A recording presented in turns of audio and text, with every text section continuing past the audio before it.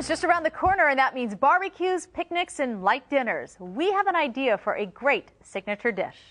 Hello, I'm Tony Tantillo, your fresh grocer, and today's fresh tip of the day is going to be with baby melons. Now, baby melons are becoming very popular because, let's face it, the growers and farmers are packing melons and growing melons 5, 10, 20, 50 pounds at a time. I mean, big melons. So, a lot of times you can't enjoy all those melons. So what they did, they're making smaller watermelons, and these are called the sugar loaf, the baby melons, melons for one. They got about 4 or 5 different names. A Dulcinea melon, but the bottom line is you have to select them and store them right. Otherwise, forget it. They're not going to taste any good. When you buy them, that's what you want to look for. Let me turn this over right here. You want to make sure all the colors are nice and bright. That is so important. Free from any cracking right here on the rind that goes all the way through to the flesh. You see the red. You want to stay away from that. Like melons, even though they're small, you want to make sure they're heavy for their size.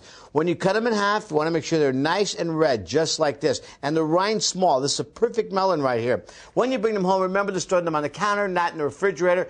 But if you don't enjoy the whole little watermelon, the unused portion, put in the refrigerator. Because remember, they're watermelons. They're 95% water. If you leave them on the counter for too long, you're going to have watermelon juice. Now let's make a great salad with watermelons, something that you probably haven't thought about, with seafood. And here it is right here. We cut up some watermelon, and I like the big cubes of watermelon because you cut them too small, they start to get too much moisture, and they start to get too liquidy. You don't want that. Now we're going to add some shrimp to it.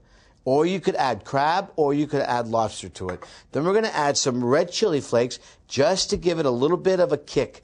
I like a lot of a kick on that one. Beautiful. Now we're going to add some salt. And yes, salt brings out some of the flavor in the watermelons and, of course, on the shrimp. Some pepper, then some mint.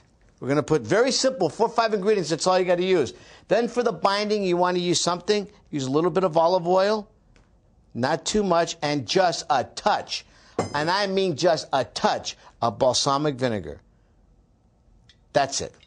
Cover this up. Let this sit for about 15 to 20 minutes in the refrigerator till all the flavors marry. And let me tell you something. In the backyard, when you're done grilling, you want to enjoy something delicious, refreshing, and loaded with flavor. A watermelon salad. I'm going to cut this piece a little bit too big.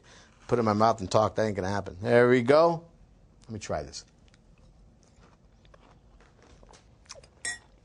I got to keep talking now.